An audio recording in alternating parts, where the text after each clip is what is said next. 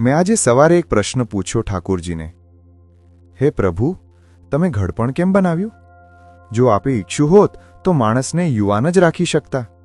આપ તો સર્વશક્તિમાન છો, પછી આ દુર્બળતાનું દાન કેમ આપ્યું? ઠાકોરજી હળવું મીઠું સ્મિત કરી બોલ્યા, સાંભળ ભગત, તું માને છે ને કે આ સૃષ્ટિ મોહમાય છે?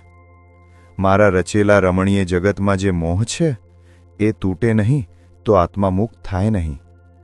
અને પછી તેઓએ મને સમજાવ્યું, ઘડપણમાં હું આંખોની રોશની ઓછી કરી દઉં છું, જેથી તને દેખાતા રંગીન વિશ્વનો મોહ ધીમે ધીમે છૂટે.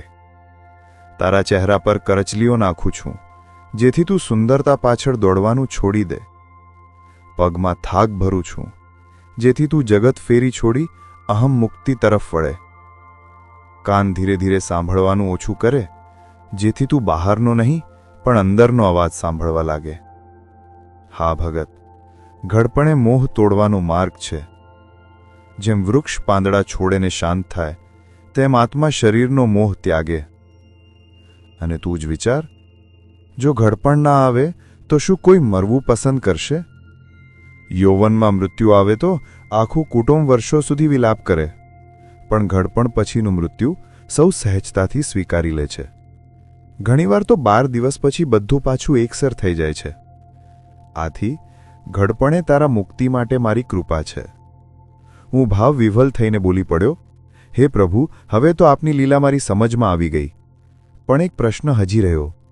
જ્યારે તમે મોહ તોડવા ઘડપણ બનાવ્યું તો પછી આ મમતામય પરિવાર કેમ બનાવ્યો? આ વખતે ઠાકોરજી મૌન થઈ ગયા, કારણ કે કેટલીક લીલાઓ શબ્દોથી સમજાતી નથી.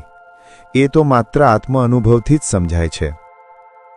ઠાકોરજી સાથેનો અમારો સંવાદ માત્ર નથી, પણ આપણા સર્વેના જીવનની સચ્ચાઈ છે. સૌનું મંગળ થાવ. સર્વેને જય શ્રી કૃષ્ણ.